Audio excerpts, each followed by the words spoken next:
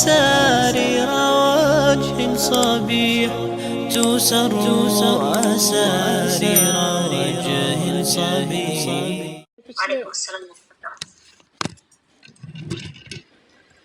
ہم نے پچھلی آیات جو پڑھی تھی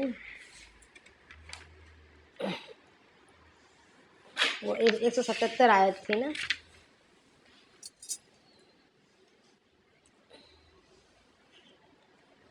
اب جو ہے اس کے بعد ہم نے پیچھے 177 آیت پڑھی تھی ہے نا. اب ہماری آیت ہے 178. چلیں اعوذ باللہ من الشیطان الرجیم بسم اللہ الرحمن الرحیم. یا ایہا الذین آمنوا کتب علیکم القصاص فی القتل الحر بالحر والعبد بالعبد والانثى بالانثى. اب تک اللہ رب العالمین اپنے احکامات کی دعوت دے رہے تھے، اپنی پہچان دلا رہے تھے، اپنی نعمتوں کا احساس دلا رہے تھے.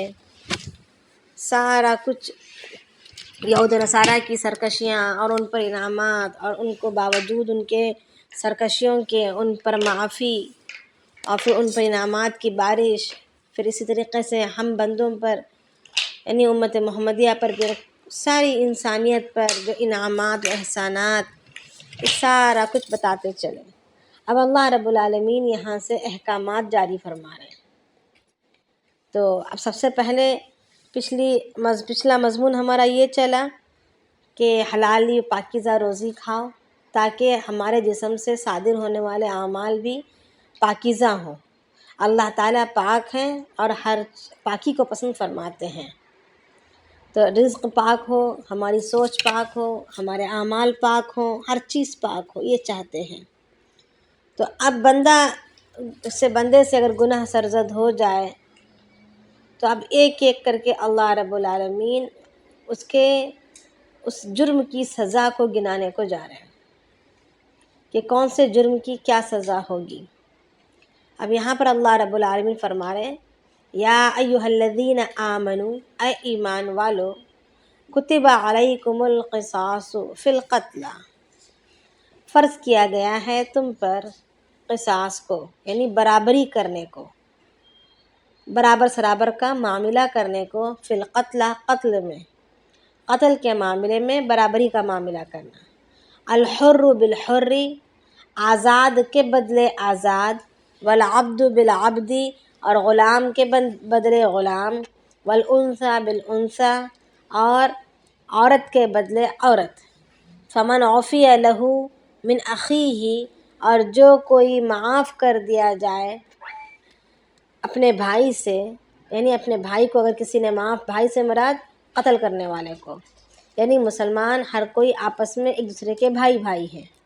یہ بات نہیں کہ سگا بھائی ہو تو ہی معاف کرنے کی بات ہو رہی، نہیں، بلکہ جو مسلمانیت کا جو ایک رشتہ ہے اس حساب سے بولا جا رہا ہے کہ جو کوئی معاف کر دے اپنے بھائی کو، فاتباع بالمعروف، تو اور وہ کیا کرے، بھلائی کے ساتھ اس کے ساتھ سلوک کرے، واداء الیہ باحسان، اور دیت ادا کرے اس کی طرف احسان کے ساتھ، یعنی نیک نیتی کے ساتھ، بغیر کچھ ستائے کرے کے. ذالک تخفیف من ربکم ورحمہ، یہ تمہارے رب کی جانب سے آسانی ہے اور رحمت ہے. فمن اعتدی بعد ذالک، جو کوئی حد سے آگے بڑھ جائے، اس پر زیادتی کرے، فلہ عذاب علیم، اس کے لیے دردناک عذاب ہوگا. ولکم فی القصاص، اور تمہارے لیے برابری کے کرنے میں، یعنی قتال کے معاملے میں، برابری کا معاملہ کرنے میں، قصاص کے لینے میں، قتل کے معاملے میں، قصاص کے لینے میں، حیاتن، کہ حیات ہے، زندگی ہے، یا اولی الالباب، اے عقل والو، لعلکم تتقون، اس امید پر کہ تم تقوی اختیار کرو. اب یہاں پر اللہ رب العالمین، جی کچھ کہنا چاہ رہے ہیں کوئی؟ جی یہ فمن اعتدى بعد ذلك فله،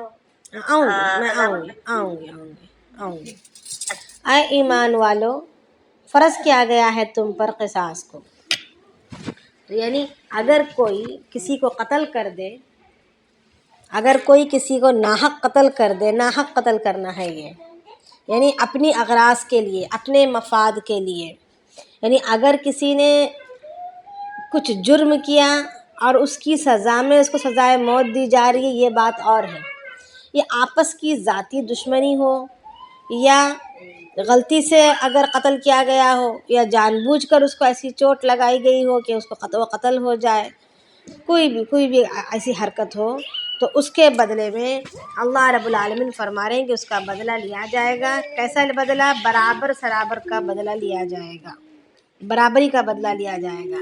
یہ نہیں کہ اگر مرد قتل کیا جائے تو اس کے بدلے میں عورت قتل کر دی جائے، اگر آزاد قتل کر دیا گیا ہو تو اس کے بدلے میں غلام قتل کر دیا جائے، یہ والی بات نہیں ہوگی، بلکہ برابر سرابری کا معاملہ ہوگا۔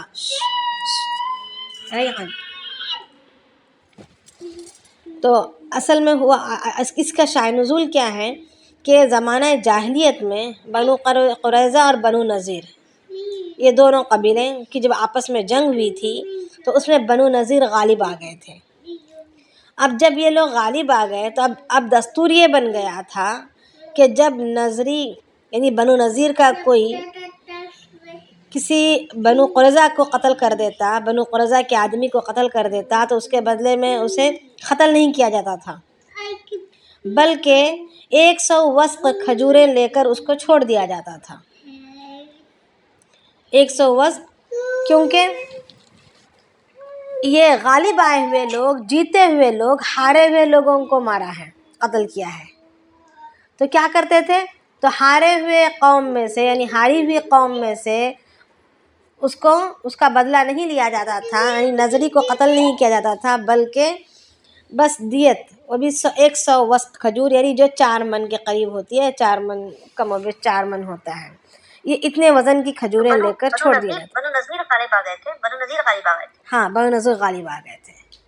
تو اب نظری اگر کسی بنو قریظہ سے جی زمانہ جاہلیت کی بات ہے، اگر کوئی قتل ہوتا، جی زبان جاہلیت کی بات کر رہے ہیں، ہاں، بنو قریظہ میں سے اگر کوئی قتل ہوتا تھا تو ان کا بدلہ لیا جاتا تھا۔ اگر بنو نذیر کسی قریظی کو قتل کر دیتا، قریظی کو قتل کر دیتا یعنی قریظی کو، تو کیا کرتے تھے؟ اب ہونا کیا چاہیے تھا؟ نذیری میں سے بھی ایک کو مارنا چاہیے تھا نا، قتل کر دینا تھا، مگر نذیری میں سے قتل نہیں کیا جاتا تھا، بلکہ نذیری والے کیا کرتے تھے؟ ایک وسق کھجور دے کے جان بخشی کرا، 100 وسق کھجور دے کر جان بخشی کرا لیتے تھے، معافی کروا لیتے تھے۔ اور اگر بنو قرظی کسی نظری کو قتل کر دیتا تو برابر جان کے بدلے جان مروا لیتے تھے، جان کے بدلے جان برابر لیتے تھے۔ اور اگر بہت زیادہ منت سماجت کے ذریعے سے معافی کی کوشش کی جاتی، معاف کروانے کو کہا جاتا، بہت زیادہ تکلیف اس کے بعد کوششوں کے بعد، تو ڈبل دیت دینی پڑتی تھی، 200 وسق کھجوریں دینی پڑتی تھی۔ یعنی یہاں پر برابر سراوری کا بالکل معاملہ نہیں، بلکہ ظلم ہو رہا ہے۔ وجہ کیا؟ نظری غالب آئی ہوئی قوم ہے، جیتی ہوئی قوم تھی، تو اللہ رب العالمین نے جاہلیت کی اس رسم کو مٹا دیا اور عدل اور مساوات کا معاملہ فرمایا۔ اسی طریقے سے عرب کے 2 قبیلوں میں بھی جدال، قتل و قتال ہوا کرتا تھا، تو اسلام کے بعد اس کا بدلہ لینا انہوں نے چاہا، تو بدلہ لینے کی جب بات آئی تو انہوں نے کیا کہا کہ ہمارے غلام کے بدلے ان کا آزاد قتل کیا جائے گا، ہماری عورت کے بدلے ان کا مرد قتل کیا جائے گا۔ تو ان کے رد میں بھی اللہ رب العالمین نے یہ سارے ان کی کہانیوں کو بند کرنے کے لیے اللہ رب العالمین نے آیات نازل فرمائی کہ تم پر برابری کے معاملے کو کیا جا رہا ہے کہ برابر قتل کیا جائے گا، آزاد کے بدلے آزاد ہی قتل ہوگا، غلام کے بدلے غلام ہی قتل ہوگا، اور عورت کے بدلے عورت قتل کی جائے گی، مرد کے بدلے مرد قتل کیا جائے گا۔ فمن عفی لہ من اخیہ، اور اگر کوئی اپنے بھائی کو کسی وجہ سے معاف کرنا چاہے تو کیا کریں؟ فاتباع بالمعروف واداء الیہ باحسان، تو وہ کوئی ہلا سازی کر کے، کوئی ٹال مٹول کر کے، کوئی مہلتیں مانگ کر یا کوئی عذر پیش کر کے دیت کے دینے میں دیر نہ کریں، بلکہ خوشی خوشی جلد سے جلد دیت کو ادا کر دیں۔ اور دیت کیا ہوں گے؟ دیت جو ہے ایک جان کے بدلے دیت 100 اونٹ دیے جائیں گے۔ آئی بات سمجھ میں؟ 100 اونٹ دیا جائے گا، یا تو پھر جی یا تو 1000 دینار یا 10,000 درہم، اس زمانے میں یہ دیت تھی۔ اب اس کے حساب سے آج کے دور میں وہ دیت کی رقم کتنی بنتی ہے، پھر اس کا حساب لگانا پڑے گا۔ یا تو 100 اونٹ دینا تھا یا 1000 دینار دینا تھا۔ اگر درہم میں دینا تھا تو 10,000 درہم دینے ہوتے تھے ایک گردن کے بدلے۔ اور یہ اتنی بڑی رقم یا اتنی بڑی دیت، میں کبھی آنا۔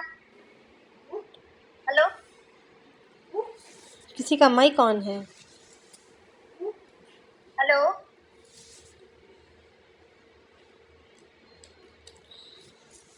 یہ رکھیا بانو ہے، ان کا مائی کون ہے؟ تو کوئی اور بند کر سکتے ہیں؟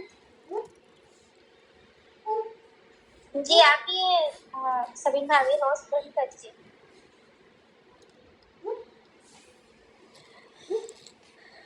تو اب آگے اللہ رب العالمین فرما رہے فَمَنِ اعْتَدَىٰ بَعْدَ ذَلِكَ، جو کوئی حد سے تجاوز کرے، یعنی سرکشی کرے اس معاملے میں، یعنی دیت کے دینے میں سرکشی کرے یا قتل کے معاملے میں سرکشی کرے، یعنی ایک کے بدلے 2 کو قتل کرنا چاہ رہے ہیں، کسی بھی طرح کا حد سے آگے نکلنا ہو رہا ہو، کسی بھی قسم کا ظلم ایک دوسرے کے ساتھ ہو رہا ہو، یعنی برابری کا معاملہ کرنے کو کہا جا رہا ہے، بجائے برابری کے، چاہے دیت کے دینے میں ہو، کم دینے کا ارادہ کر رہے ہوں یا دیت لینے والے زیادہ مانگ رہے ہوں، کسی بھی قسم کی کوئی بھی حرکت زیادتی کی اگر ہو رہی ہو، سرکشی کی، تو اللہ تعالیٰ فرما رہے کہ اس کے لیے دردناک عذاب ہوگا۔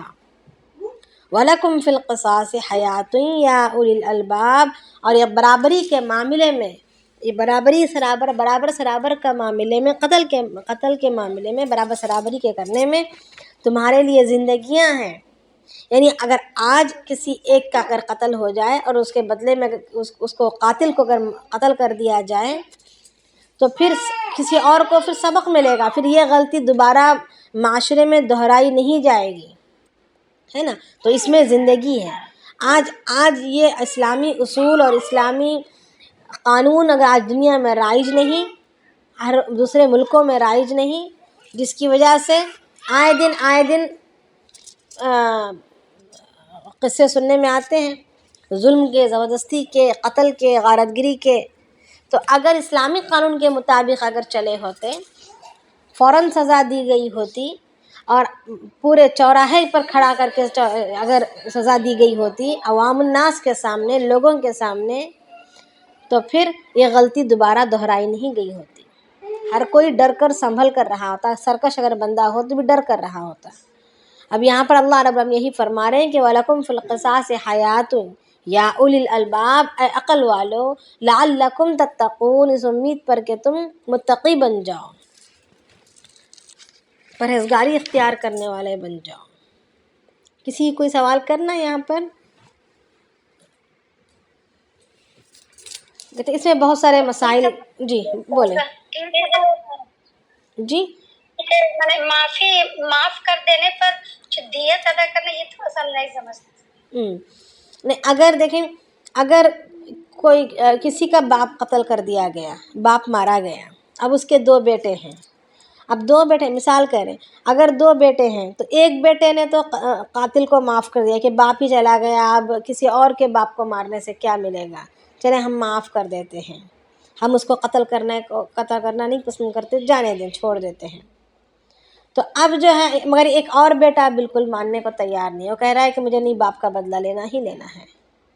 تو ایسی صورت میں قاضی کے ذمے یہ ہے کہ اس سے دیت دلائی جائے گی، یعنی وہ قتل نہیں کیا جائے گا تو کیا ہوا، مگر وہ اس کے جان کی قیمت دے دے گا کہ 100 اونٹ یا 1000 دینار یا پھر 10,000 درہم اس کو ادا کرنے پڑیں گے۔ بعض مرتبہ یوں ہوتا تھا کہ بالکل ہی دیت بھی معاف کر دیتے تھے. اگر دیت بھی معاف کر دیں تو بھی کوئی بات نہیں ہے، مگر اگر کوئی چاہ رہا ہے کہ نہیں ہمیں قتل کے بدلے قتل کروانا نہیں ہے، بلکہ ہم جو ہے جان کو معاف کر دیتے ہیں، مگر ہمیں ہمارے خون کی قیمت دے دو، تو قیمت یہ ادا کی جائے گی. اس کو ہی دیت کہتے ہیں. یعنی خون کے بدلے جو قیمت دے رہے ہیں اس کو دیت کہا جا رہا ہے. آئی بات سمجھ میں؟ جی جی. کسی اور کو کچھ پوچھنا ہے؟ پیچھے آپ نے بتایا تھا بنو نذیر جو ہاں، تھے وہ بنو قریظہ کا اگر بندہ مار دیتے تھے تو دیت کیا دیتے تھے؟ 100 وسق کھجور. اور دوسرے کیس میں کیا ہوتا تھا؟ دوسرے کیس میں اس کا بھی بندہ مار دیتے تھے. اگر معافی کی کوشش کی جاتی، دیت دلانے کی کوشش کی جاتی، معافی کی کوشش کی جاتی، تو یعنی بندے کو مرنے سے بچا لیتے تو 200 وسق کھجوریں دینی پڑتی تھی. 200 وسق یعنی ایک وسق کھجور ہی 4 من ہوتی ہے. اب یہاں پر 100 میں بات ہو رہی ہے، 200 وسق کھجوریں دینی پڑتی تھی. آئی بات سمجھ میں؟ جی. اور کچھ ہے؟ اسی طریقے سے اب دوسری آگے آیتیں آئیں. قبیلہ تھا جی، آپ نے اس کے بعد بھی آپ نے کوئی یہ قبیلہ بتایا تھا نا؟ دو عرب کے ایسے ہی عام قبیلے جن کے یہاں پر وہ اسلام میں آنے کے بعد وہ لوگ بدلہ لینا چاہے، مگر بدلہ لینا کیسا چاہا کہ مرد کے بدلے عورت قتل کر دی جائے گی، آزاد کے بدلے غلام قتل کر دیا جائے گا، ایسے حساب ڈالنے لگے. تو اللہ رب العالمین نے یہ آیت نازل فرمائی. جی میرا ایک سوال ہے ہاں، کہ بعض ٹائم ہوتا ہے کہ آپ بہت زیادہ اسپیڈ پہ کار چلاتے ہیں تو کوئی کراس کرتے رہتا اور ایکسیڈنٹ ہو کے مر جاتا، تو جو ایکسیڈنٹ ہوتا ہے انہیں تو مر جاتا، اس کے لیے پھر اگر جو ایکسیڈنٹ کرا اگر انہیں پیسے دینے کے بھی قابل نہیں ہے یا انہیں کچھ جیسا اونٹ بولے آپ یا کچھ بھی دینے کے قابل نہیں ہے تو انہیں کیا کرنا پڑتا؟ اب یہ دیکھیں، اب یہ جس طریقے سے یہاں پر جس طریقے سے اب یہ ساری جو قصاص میں بدل میں قیمت دلانے کی بات جو بھی ہے، قصاص میں قتل کر دیا جانا یا تو بدلہ دیت دلائی جانا، اور اس دیت جو مال ملا دیت میں جو مال ملا وہ کیا ہوگا، وہ کون لے گا، دیت کا مال کس کو جائے گا؟ تو وہ مرنے والے کے وارثوں کو جائے. جیسے کہ وراثت کا مال جیسے بٹتا ہے، شریعت نے حکم دیا ہے وراثت کے مال کے تقسیم کی، تو اسی کے مطابق یہ وراثت کا مال سمجھا جائے گا. دیت میں جو قیمت آئی اس کو وراثت کا مال سمجھ کر اس کو سارے اس کے وارثوں میں باقاعدہ تقسیم کر دیا جائے گا. یہ اصول ہے، اور یہ سارا کچھ جو ہے اسلامی مملکت کا جو اسلامی بادشاہ ہے اس کے انڈر میں جو قاضی رہے گا وہ فیصلے کرے گا، وہ سارا کچھ کرے گا. کسی کو حق نہیں ہے کہ وہ اپنے باپ کا یا اپنے بھائی کا یا اپنے کسی کا خود جا کر فیصلہ قتل کر دے یا اصولی کے لیے کھڑا ہو جائے. آ رہی بات سمجھ میں؟ کسی کو خود اپنے ہاتھ میں قانون کو لے کر کرنے کا حق نہیں ہے، کیونکہ بعض مواقع ایسے ہوتے ہیں کہ یعنی قتل کے بدلے قتل، سرسری نگاہ سے سرسری طور پر قتل کے بدلے قتل بول کے فیصلہ کر کے قتل نہیں کیا جا سکتا، بلکہ اس میں بڑی باریکیاں ہیں جو فقہ کی بڑی باقاعدہ اس کے اوپر باریک سے باریک مسائل ہیں کہ اگر اس نے مارا ہے تو کس وجہ سے مارا، جان بوجھ کر مارا ہے، مارنا ہے کر کے مارا ہے، یا غلطی سے مار لگا ہے. اگر شکار کر رہا تھا غلطی سے اس کو لگ گیا، بجائے شکار کو لگنے کے، جانور کو لگنے کے اس کو لگ گیا. یعنی اس طریقے سے بہت ساری، یعنی اس کا ارادہ نہیں تھا یا اس نے دیکھا نہیں تھا، بہت سارے اس میں مسائل پیدا ہو جاتے ہیں. تو اس میں بعض میں دیت آ جاتی ہے، بعض میں قتل آ جاتا ہے، بعض میں پورے طور سے معافی کروانے کی بات آتی ہے. سارا کچھ فیصلہ قاضی کرے گا. آئی بات سمجھ میں؟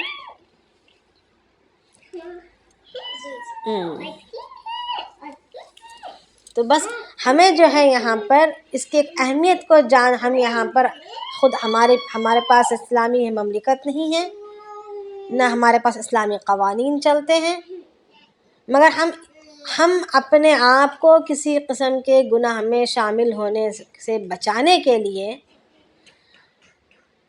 ایک اویئرنیس پیدا کرنے کے لیے یہ ہمیں کم سے کم جاننا ضروری ہے کہ ایک کا قتل کرنا کتنا بڑا جرم ہے۔ حدیث شریف میں آتا ہے کہ اگر کسی انسان کے قتل میں، ایک انسان کے قتل میں اگر 7 آدمی بھی شریک ہوں تو 7 کو مار دیا جائے گا، قتل میں قتل کر دیا جائے گا۔ حضرت عمر رضی اللہ عنہ کے زمانے میں ایسے ہی ہوا کہ ایک شخص کو 7 آدمیوں نے مل کر مارا، تو عمر رضی اللہ عنہ کے پاس جب پکڑ کے لایا گیا تو عمر رضی اللہ عنہ نے وہی ساری تحقیق کے بعد عمر رضی اللہ عنہ نے 7 کے گردنیں کٹوا دی۔ پھر یوں فرمایا کہ اگر صفا بستی کے ساری بستی اگر اس قتل میں شریک ہوتی تو میں پوری بستی کو ہی قتل مروا دیتا۔ تو یعنی جتنے اس میں شریک ہوں گے، اشارتاً، کنایتاً، پلاننگ میں، کسی بھی معاملے میں جتنے بھی شریک ہوں گے سب کو برابر سزا دی جائے گی۔ اگر ایسا دیکھا جائے تو ایک بات کتنی اہم ہے۔ تو اور اسی طریقے سے اگر کسی کو ایسا پریشان کیا ذہنی طور پر کہ وہ انسان خودکشی کر بیٹھا، یا وہ انسان ایسا ذہنی مریض ہو گیا کہ وہ جو ہے ہلاکت کے منہ میں چلا گیا، تو یہ بھی تو ایک قتل ہی ہوا نا ایک قسم کا۔ تو اس کا بھی گناہ اب شریعت ہمارے پاس شریعت کے احکامات نہیں چل رہے، شریعت کا اصول نہیں چل رہا، مگر اللہ رب العالمین کی پاک بارگاہ میں تو عدل کا ترازو باقاعدہ قائم ہے۔ اللہ تعالیٰ کی پاک بارگاہ میں پہنچنے کے بعد برابر اس کی سزا، قتل کی سزا دی جائے گی۔ قتل کا گناہ اس کے نام اعمال میں برابر درج ہوا ہوگا۔ تو آج ہمارے مگر جو خودکشی کرا اس کو بھی تو سزا ملے گی نا؟ ہاں، خودکشی کرنے والے کو اس کو سزا ملے گی، مگر یہ جو ذریعہ بن رہا ہے اسے بھی برابر کی سزا ملے گی قتل کا۔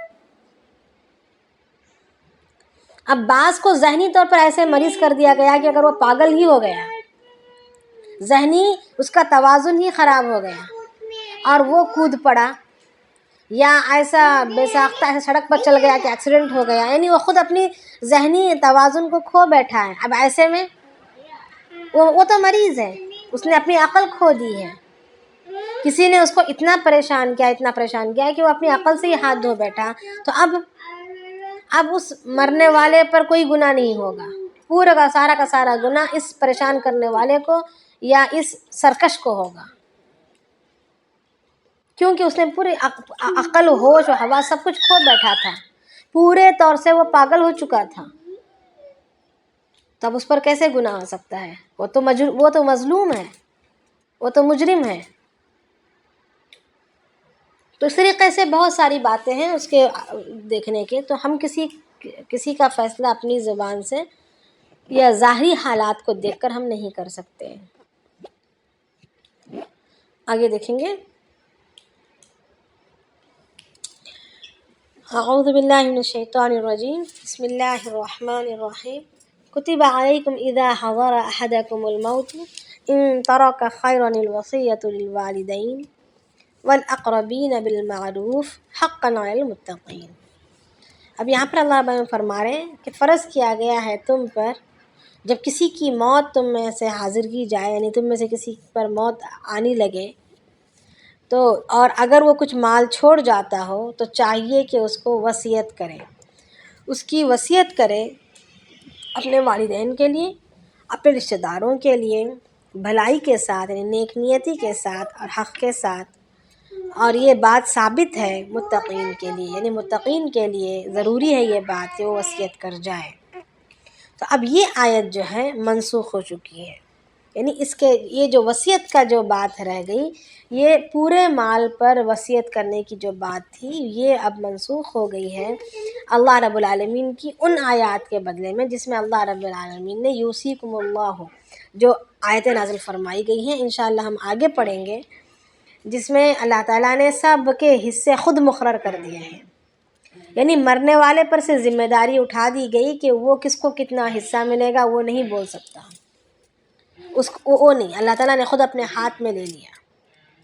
یعنی جائیداد کے بٹنے کی، یعنی مرنے والے کے چھوڑ کر، مال چھوڑ کر جانے کی جو تقسیم ہے، اس کو اللہ رب العالمین نے اپنے ہاتھوں میں لیتے ہوئے اس کو تقسیم کر دیا ہے۔ اس کو نہ نبی کے حوالے چھوڑا، نہ جماعت کے، نہ صحابہ کے حوالے چھوڑا، نہ جماعت کے حوالے چھوڑا، کسی کے حوالے نہیں چھوڑا، بلکہ باقاعدہ اللہ رب العالمین نے اپنے پاک کلام میں سب کی ایک ایک کی تقسیم کر دی۔ بیوی کو کتنا ملے گا، بیٹے کو کتنا ملے گا، باپ ہو تو کتنا ملے گا، بھائی ہو تو کتنا ملے گا، ہر ایک کی تقسیم اللہ رب العالمین نے کر دی ہے۔ تو کسی کو کوئی اب اس میں آگے پیچھے کرنے کی کا حق نہیں ہے۔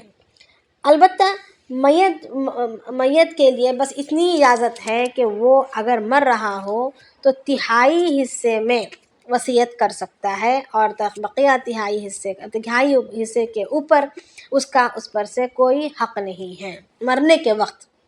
یہ نہیں کہ اچھا جیتا جاگ رہا ہو، اچھی طرح زندگی گزار رہا ہو تو اس وقت وہ اپنے مال کا پورا مالک ہے، مگر جیسے ہی موت کی تکلیف شروع ہو جائے اور مرنے کا وقت قریب آ جائے، ابھی جان نہیں گئی ہے، ابھی لوگوں کو پہچاننا اس نے بند نہیں کیا ہے، بلکہ مرض الموت میں گرفتار ہے بس، تو ایسی صورت میں وہ اپنے مال کا ساری ملکیت کھو دیتا ہے سوائے تہائی مال کے۔ ایک دفعہ سعد رضی اللہ تعالیٰ عنہ کو کسی جنگ میں اتنا شدید زخم لگا کہ سعد رضی اللہ تعالیٰ عنہ بیمار ہو گئے، اور اللہ کے نبی صلی اللہ علیہ وسلم نے ان کی بیمار پرسی کو تشریف لے گئے، تو سعد رضی اللہ تعالیٰ نے فرمایا کہ یا رسول اللہ، میری ایک بیٹی ہے، تو میں چاہتا ہوں کہ میں وصیت کر جاؤں اپنے مال کی، بڑے مالدار تھے، تو میں اپنے مال کی وصیت کرنا چاہتا ہوں، تو اور میری وارث میں صرف میری ایک لڑکی ہے، تو آپ اجازت دیں کہ میں اپنے 2/3 مال کو وصیت میں دے دوں، 2/3 مال پر وصیت کروں۔ تو آپ صلی اللہ علیہ وسلم نے فرمایا نہیں۔ کہا آدھے مال کی وصیت کروں؟ آپ صلی اللہ علیہ وسلم نے فرمایا نہیں۔ پھر کہا یا رسول اللہ 1/3 کی اجازت دیجیے۔ آپ صلی اللہ علیہ وسلم نے فرمایا خیر، 1/3 مال بھی بہت زیادہ ہے۔ یوں کہا، اجازت دیتے ہوئے یہ کہا کہ 1/3 مال بھی بہت زیادہ ہے۔ تو حضرت عباس رضی اللہ عنہ، بخاری شریف میں آتا ہے کہ عباس رضی اللہ عنہ فرمایا کرتے تھے کہ کاش کے لوگ 1/4 مال پر آ جاتے تو اچھا تھا، کیونکہ اللہ کے نبی علیہ السلام نے 1/3 مال کو بھی بہت زیادہ کہہ دیا تھا۔ تو اور اللہ کے نبی صلی اللہ علیہ وسلم نے یہ بھی فرمایا کہ تم اپنے اولاد کو یا اپنے وارثوں کو مالدار چھوڑ کر جاؤ، یہ زیادہ بہتر ہے اس سے کہ تمہیں انہیں فقیر بنا کر جاؤ، فقیر اور تنگدست چھوڑ کر جاؤ۔ یعنی محبت کے جوش میں اپنے کسی رشتہ داروں کے نام پر وصیتیں کر کے چلے گئے، اور اپنی جو وارث اولاد ہے، جو وارث ہے، اس کو فقیر بنا کر گئے، یہ بہتر نہیں ہے، یہ اچھا نہیں ہے۔ اور ترکہ کس کو کہتے ہیں؟ ترکہ جو یہاں پر قرآن شریف میں آ رہا ہے کہ چھوڑ کر جانے پر آ رہا ہے۔ رہنے میں جو انسان کسی کو دیتا ہے، کسی کو بانٹتا ہے کوئی مال، یہ ترکہ نہیں ہے، یہ وراثت نہیں ہے۔ ورثہ ترکہ اس کو کہتے ہیں جو چھوڑ کر جا رہا ہو، ترکہ یعنی چھوڑ گیا ہو۔ تو زندگی میں جتنا بھی انسان کسی کو دینا چاہے دے دے، یہ اس میں کوئی اس پر پابندی نہیں ہے، کوئی پابندی نہیں ہے۔ کسی کو زیادہ دے، کسی کو کم دے، کسی کو اپنے کسی اور رشتہ داروں کو دے، یا کسی غریبوں، یتیموں، بیواؤں میں خرچ کرے، اس پر کوئی پابندی نہیں ہے، بلکہ وہ دے سکتا ہے، اپنے آخرت کا ذخیرہ بنا سکتا ہے۔ مگر اس بات کا خیال رکھے کہ اپنی اولاد کو اپنے بعد کسی قسم کی پریشانی نہ ہو کہ وہ کسی کے سامنے ہاتھ پھیلانے کے لائق بن کر رہ جائیں، اس بات کا بھی خیال رکھیں۔ اگر اولاد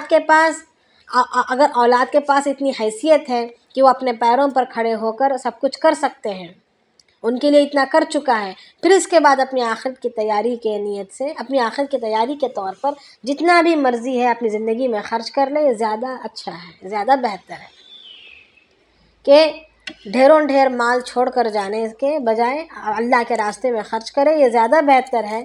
مگر یہ کہ اولاد کے حقوق کے ادا کرنے کے بعد، یہ نہیں کہ اولاد کا حقوق تلف کر کے اولاد کے حقوق کو مار کر ہم خرچ کرتے چلے گئے اور اولاد جو ہے نالائق رہی اور وہ کسی کے سامنے ہاتھ پھیلانے کے والی رہی تو پھر اس کا گناہ ہم پر ہوگا۔ تو اولاد کی ذمہ داری میں، اولاد کے حقوق کے ادائیگی میں یہ چیزیں داخل ہیں کہ ان کا اچھا نام رکھا جائے، ان کی اچھی تعلیم و تربیت کا خیال کیا جائے، ان کو اچھی تعلیم و تربیت دی جائے اور انہیں اس قابل بنایا جائے کہ وہ آگے کی زندگی اللہ کے احکامات کو پورا کرتے ہوئے، ہر ایک کے حقوق کو ادا کرتے ہوئے حلالی پاکیزہ روزی کما سکیں۔ تو اب یہاں پر اللہ رب العالمین یہی فرما رہے ہیں کہ فَمَن بَدَّلَهُ بَعْدَ مَا سَمِعَهُ فَإِنَّمَا إِثْمُهُ عَلَى الَّذِينَ يُبَدِّلُونَ، اور جو کوئی تبدیل کر دے اس وصیت کے سننے کے بعد، اس وصیت کو تبدیل کر دے، یعنی وصیت کر گئے ہیں، اب تہائی مال میں تو اس کی وصیت چلتی ہے، اگر مرنے والے نے اپنے تہائی مال کے اندر یا تہائی مال سے زیادہ بھی اگر وصیت کر گیا ہے تو تہائی مال کے اندر جتنا وصیت آئے گی اتنا ہی اس کو لیا جائے گا۔ مثال کے طور پر اگر کوئی 1000 چھوڑ رہا ہو تو اس میں سے وہ بس 1/3 پر ہی یہ کر سکتا ہے۔ 3 روپے اگر چھوڑ رہا ہو تو 1 روپے کی ہی وصیت کر سکتا ہے۔ اگر اس نے 1.5 روپے کی وصیت کر دیا ہو تو وہ 1.5 روپے کی وصیت نہیں لیں گے بلکہ 1 ہی روپے کی وصیت کو قبول کیا جائے گا اور اس کے وصیت کے مطابق اس کے ساتھ وہ جس کو بھی دینا ہے، جو بھی وصیت ہوئی ہے اس وصیت پر عمل کیا جائے گا، اور بقیہ 2 روپے پورے کے پورے وارثوں میں باقاعدہ شریعت کے مطابق بانٹ دیا جائے گا۔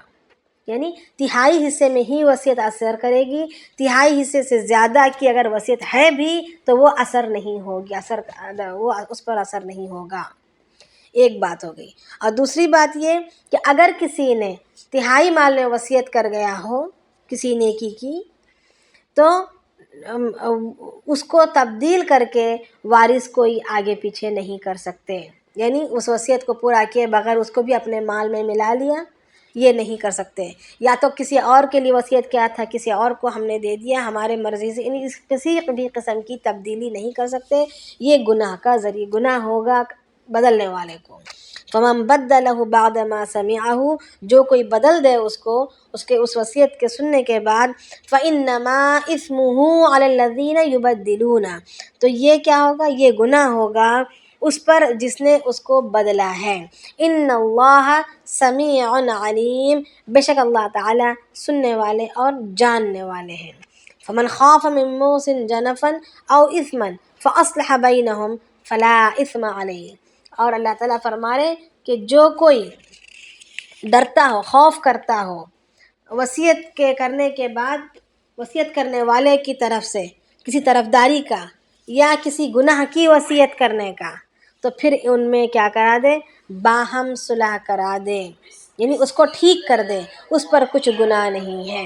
یعنی اگر کسی مرنے والے نے ایسی وصیت کی، کسی گناہ کی وصیت کر گیا یا تو کسی کی طرفداری میں پوری وصیت کر گیا، تو اب جو ہے قاضی کو چاہیے یا وہاں کے مربی کو چاہیے یا کسی بڑے وارث کو، ولی کو چاہیے کہ اس کو تبدیل کر کے اس کو ٹھیک کر دے، یعنی شریعت کے مطابق اس وصیت کو شریعت کے مطابق بنا دے، اس پر کوئی گناہ نہیں ہے۔ وصیت کو کب تبدیل کر سکتے ہیں؟ اگر وہ گناہ کی وصیت ہو یا پھر کسی کی طرفداری میں کی گئی ہوئی وصیت ہو، حق مار کر کسی کی طرفداری میں اگر کی گئی وصیت ہو تو اس کو بدلا جائے گا، اس پر کوئی گناہ نہیں ہے۔ بے شک اللہ تعالیٰ ان اللہ غفور الرحیم، بے شک اللہ تعالیٰ بخشنے والے اور رحم کرنے والے ہیں۔ فمن خاف من موص، جو کوئی ڈرتا ہو، خوف کرتا ہو، ہاں اس طرح سے، ہاں خوف کرتا ہو، من موص یعنی وصیت کرنے والے کی جانب سے، اچھا، یعنی مرنے والا گناہ کی وصیت کر رہا ہو یا کسی کی طرفداری کی وصیت کر رہا ہو، تو وصیت کرنے والے کی جانب سے اگر ڈر ہو گناہ کی وصیت کے کرنے کا یا طرفداری کی وصیت کرنے کا، تو دیکھنے والا جو ہے وہ کیا کرے، صلح کرا دیں، یعنی اس کو ٹھیک کر دیں. جزاک اللہ. جی کسی کو کوئی شک ہے اس میں، کوئی سوال ہے؟ تو یہ وصیت پورے مال پر وصیت کر کے مرنے کی والی یہ جو آیت ہے یہ منسوخ ہے. اللہ اب وہ آیت ہے جس میں اللہ رب العالمین نے پورے مال کو اپنے ہاتھوں میں لے لیا ہے اور اس کی تقسیم اللہ رب العالمین نے خود کی ہے. اب یہ جو ہے تہائی مال پر وصیت اپلائی ہو سکتی ہے، اس بات کا دھیان ہے. اور اس کے علاوہ اگر کسی نے ابھی آج کل کچھ جاننے والوں کے اندر یہ ایک مطلب یہ ہے کہ ہمارے بعد ہماری اولادیں نہ لڑیں نہ جھگڑیں نہ کچھ کریں تو ہم ابھی سب کچھ بانٹ دیتے ہیں، یہ ایک ذہنیت ہے تو بانٹ دیتے ہیں.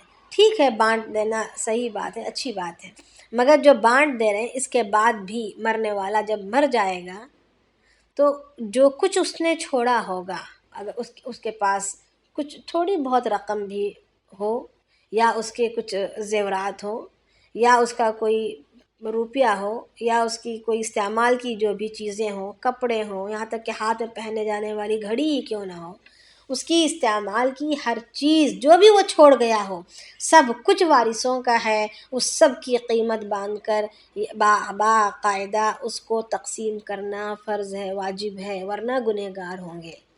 جیسے جی میں آیا ویسے اٹھا لیے نہیں کر سکتے. مجھے میرے ابا کی یہ چاہیے، مجھے میری امی کی یہ چاہیے کہہ کر اٹھا نہیں سکتے، بلکہ یہ سب کا حق ہے. برابر اس میں بیٹھ کر مشورہ کر کے اگر کسی کو کچھ چاہیے تو اس کی قیمت کا اندازہ لگا کر اس حساب سے، یعنی برابر سب میں تقسیم ہو شریعت کے مطابق.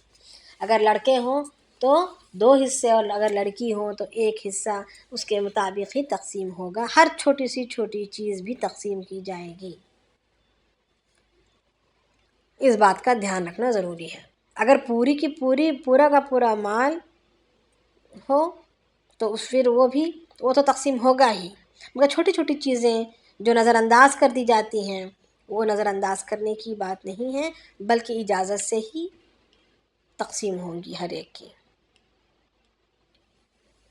اور کسی کو کچھ سوال ہے؟ السلام علیکم. جی وعلیکم جی السلام. جی ایک سوال ہے کہ میں نے جیسے کپڑا وپڑا کا بات کی تو یہ سب کے مرضی کے مطابق غریب کو دلا دیا، پیسہ ہے تو مسجد وغیرہ. ہاں سارے وارث جب جمع ہو کر ہوں گے، ابھی وارث کون کون بن رہے ہیں پتہ ہوگا، تو جتنے سارے وارثوں کی اجازت کے ساتھ کسی کو کچھ چاہیے، کسی کو کچھ ضرورت ہے یا سب کی مرضی ہے ہم ان کو اللہ کے راستے میں دے دیں تاکہ ان کو ثواب پہنچے، اس طریقے سے نیت کر کے دے دینے میں کوئی حرج نہیں ہے.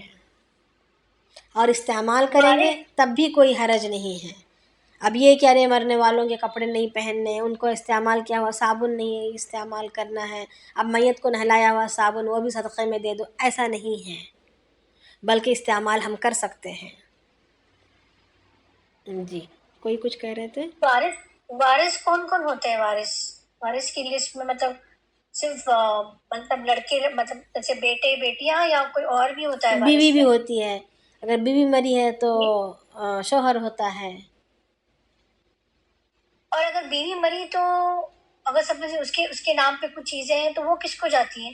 شوہر کو جائیں گی، بچوں کو جائیں گی. بھائی بہن کو نہیں جاتی؟ بھائی بہن کو بھی جائیں گی، وہ آئے گا آگے، ہم انشاءاللہ پڑھیں گے اس کی تفصیل، انشاءاللہ ہم پڑھیں گے آگے. جی السلام علیکم. جی وعلیکم آپ نے کہا السلام. جی آپ نے کہا کہ یہ آیت منسوخ ہو گئی.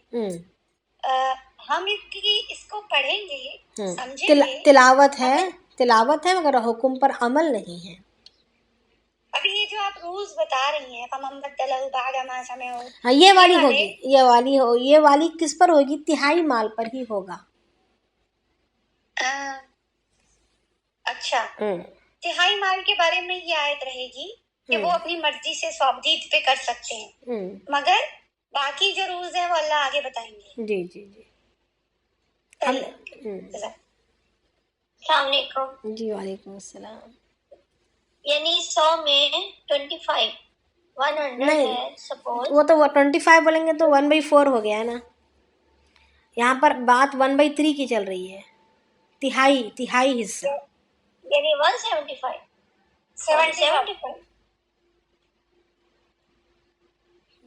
1/3 جو ہے وہ اس کی ڈسپوزل پر ہے مرنے والے کی. ہاں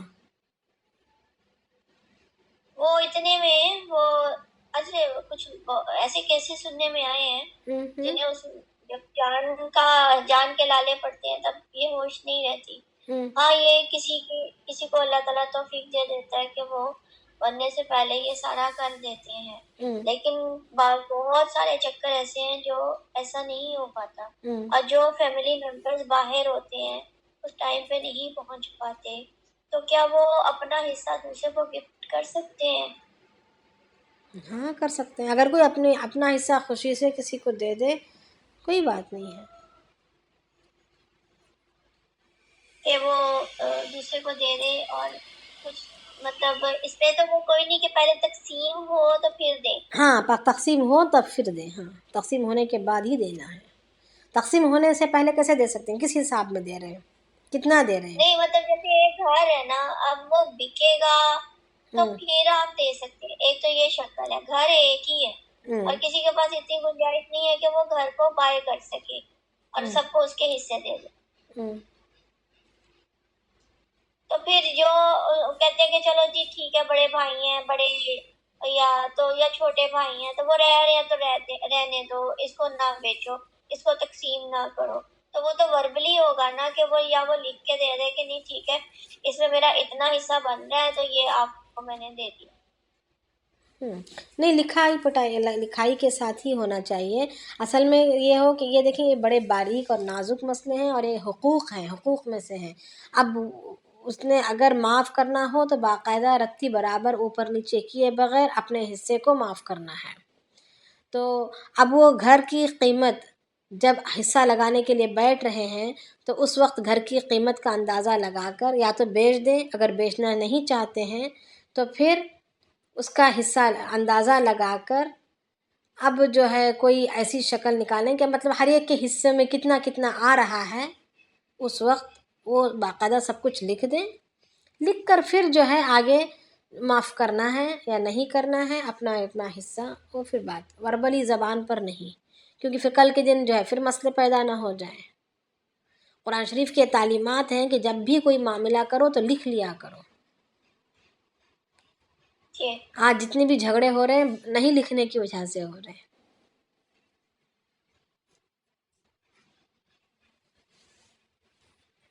بس یہ اویئرنیس، یہ تو جس کو ہم وصیت کے لیے کہتے ہیں نا، یہ تو بہت بڑا ایک چیپٹر.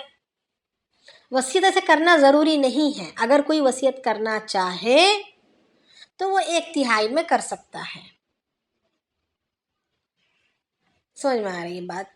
وصیت کرنا ہم پر ایسے پہلے فرض تھا، مگر اس کے بعد اس آیت کے منسوخ ہونے کے بعد اس کی فرضیت ختم ہو گئی.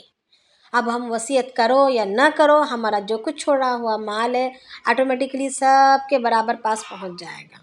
اللہ تعالیٰ نے اس کے حصے مقرر کر دیے ہیں.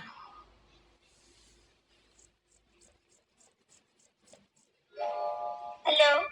ہاں جی جی ہاں میرا نیٹ گیا تھا. جی میں کیا کہہ رہی تھی؟ مجھے یہ ہے کہ جیسے تقسیم کرنا ہے تو یہ نالج والا ہی بندہ ہو نا، جسے پتا ہو سارا. ہاں وہ تو مفتیوں کے پاس جائیں گے نا، دارالقضاء جائیں گے. دارالقضاء جا کر مفتیوں سے رابطہ کر کے ہی کرنا ہے. یہ ہم بیٹھ کر اپنے گھر میں بیٹھ کر نہیں کر سکتے. باقاعدہ مفتیوں کی جماعت کے درمیان ساری چیزوں کو سامنے پیش کرنا ہے، پھر رشتہ داروں کی کیفیت کو بتلانا ہے، مطلب کتنے کتنے رشتہ دار کون کون کتنے ہیں اور مال کیا کیا کتنا ہے، سب کا سب کچھ. کوئی بندہ خود نہیں کر سکتا. نہیں ابھی اگر وہ خود اتنا یہ ہے شریعت کو جاننے والا ہے، شریعت کی باریکی کو، تو کر سکتا ہے.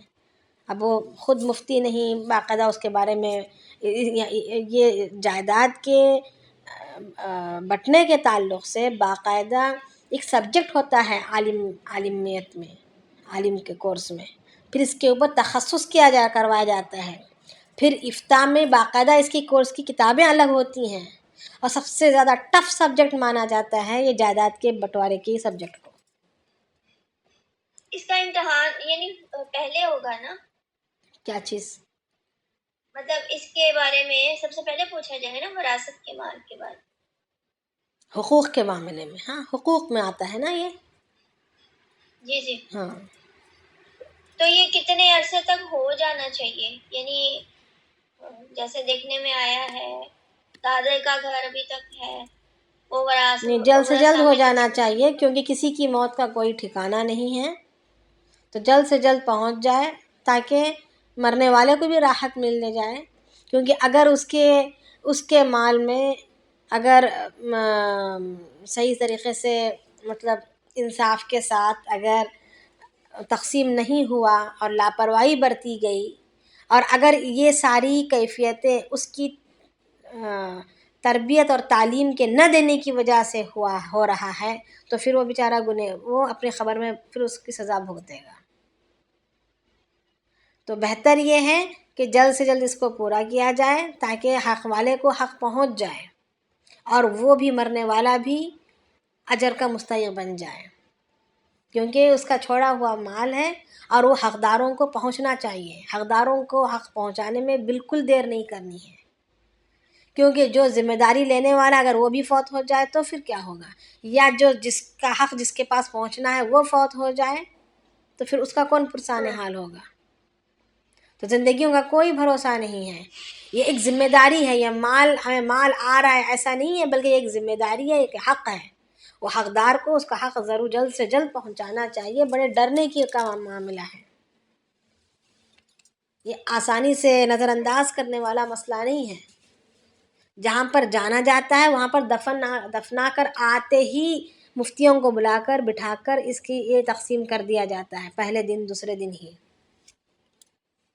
ہم نے تو بعض جگہ ہم نے دیکھا جو اچھے دیندار لوگ ہیں، دفن کے ساتھ ساتھ دفن کے ہونے کے بعد آئے فوراً واپس، اور فوراً جو ہے اسی گھر میں بیٹھ کر ساری جائیداد کی تقسیم کر دی گئی، فوری پر اسی دن رات ہونے سے پہلے مطلب لوگوں میں تقسیم ہو گیا یا ویسے ہی یعنی ڈیسائیڈ کر لیا کہ فلاں یعنی کو کاغذ پر سب کچھ ڈیسائیڈ ہو گیا. اب اس کو معاملات کو یہ کرنے میں بیچنے میں کرنے میں تو وقت لگے گا، مگر ساری باتیں لکھاوٹ میں آ گئی. صحیح ہے. باقاعدہ پیپر پر لکھنے پر اور باقاعدہ اسٹامپ پیپر پر بات بھی ہوتی ہے. یہ بات نہیں کہ زبان سے بول دیے ایسا ہی کچھ کر دیا، نہیں، بلکہ باقاعدہ اسٹامپ پیپر پر بات ہوتی ہے، کیونکہ یہ حقوق ہیں. صحیح ہے. جیسے شوہر کی ڈیتھ ہوئی ہے، بیوہ ہے اس کی، تو وہ گھر تو تقسیم نہیں ہوگا نا؟ یعنی سمجھی اگر نہیں. ہسبینڈ کی ڈیتھ ہو جائے، جس گھر میں وہ رہ رہے ہیں، سب لوگ رہ رہے ہیں، تو اس کی وہ ہسبینڈ کی بھی ڈیتھ اگر ہوئی ہے، شوہر کے نام پر ہے تو، اور اس کا بھی حصہ لگے گا، حساب لگے گا، وہ بھی حساب میں جو کچھ چھوڑ کر جائے. یہ نہیں کہ رہنے والا گھر ہو. نہیں تو وہ اگر گھر تقسیم ہو گیا تو وہ بیچاری کہاں جائے گی؟ اتنے مال کا تو گھر نہیں نیا بنتا نا. ہاں، تو اب بعض مواقع ایسے بھی ہیں، ہم نے ایسا بھی دیکھا ہے کہ جب شوہر کے کا انتقال ہو گیا اور بچے ہیں اور کنواری بچی بھی ہے، اور تو انہوں نے ان کے لڑکوں نے یہ کیا کہ جو بھی باپ کے نام پر تھا سب ماں کے نام پر تبدیل کر دیا، تاکہ جب تک ماں رہے ماں خوش رہے اور اپنے حق کے ساتھ رہے. اس گھر کو ماں کے نام پر تبدیل کر دیا. پھر اس کے بعد جی بولیں، مگر وہاں پر ایسی مجبوری کے ایسے کوئی حالات نہیں تھے کہ دوسروں کو حق پہنچانا ضروری تھا، یعنی کوئی محتاج ایسے نہیں تھے. تو اب وہ گھر اتنی اس کا بھی نہیں تھا کہ مطلب اگر وہ بیچ دیا جائے یا بٹوارے میں بانٹ دیا جائے تو پھر کہاں جائیں گی ماں بہن. تو اس کے لیے اس کو ماں کے نام پر تقسیم کر جاتا. وہ سب کی مرضی سے ہوا تھا، یعنی کسی کی زور زبردستی سے نہیں، بلکہ اولاد کی خود اپنی مرضی سے.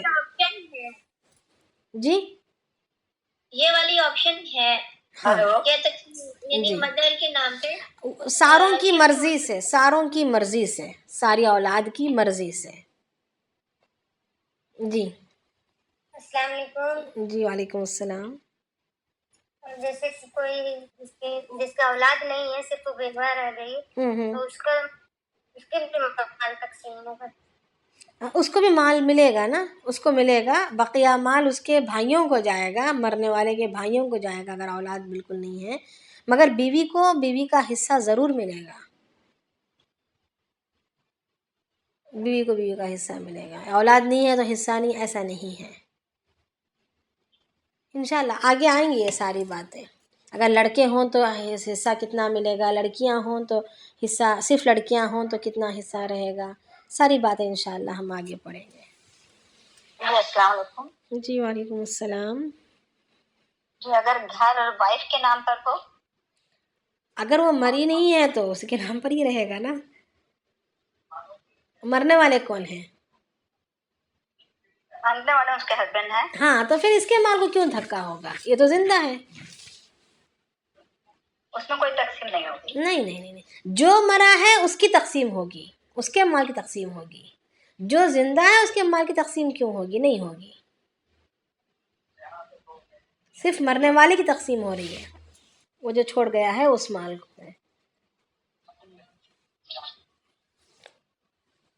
چلیں. سبحان اللہ وبحمدہ، سبحانک اللہم وبحمدک، نشہد ان لا الہ الا انت، نستغفرک ونتوب الیک. سبحان ربک رب العزۃ عما یصفون، وسلام علی المرسلین، والحمد للہ رب العالمین. تقال العثار العظام به، ويغدو الهوى ككبش ذبيح.